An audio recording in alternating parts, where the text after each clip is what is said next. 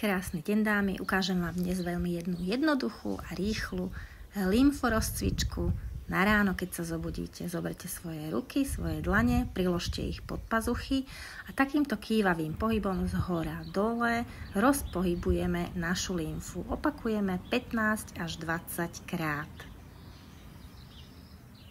Druhý cvik, ktorý vám ukážem, pripravíme si palce, nahmatáme kľúčnú kosť a palce položíme medzi kľúčnú kosť a krk a takisto kývavým pohybom z vrchu dole a naspäť 15 až 20 krát pohybujeme a roztlačame lymfatické uzliny.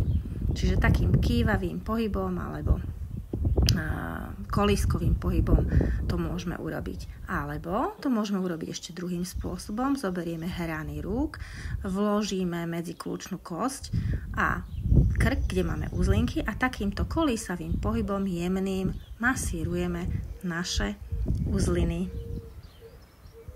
Tretím cvikom, na tretí cvik potrebujeme len ukazováky a jemne budeme od brady smerom von k ušiam prikladať naše ukazováky a vytláčať lymfu od stredu k ušným uzlinkám. Tiež opakujeme 15 až 20 krát.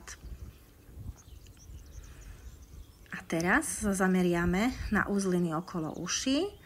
Rozdelíme si prsty, vložíme si prsty spredu a zozadu na uši a takým kolísavým pohybom z vrchu smerom dole zase vytláčame od prstov smerom k dlaniam, smerom dole vytláčame lymfu, uvoľňujeme lymfatické uzliny smerom z hlavy, smerom dole k našim uzlinkám, ktoré sa nachádzajú nad kľúčnou kosťou.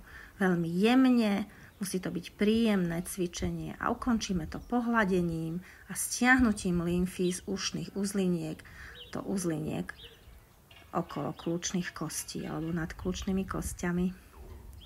A posledným cvikom zdvihneme ruky a nohy a urobíme traslavku, roztrasieme ruky a nohy, uvoľníme tak lymfu zo všetkých častí našich nôh, prstov až smerom k telu.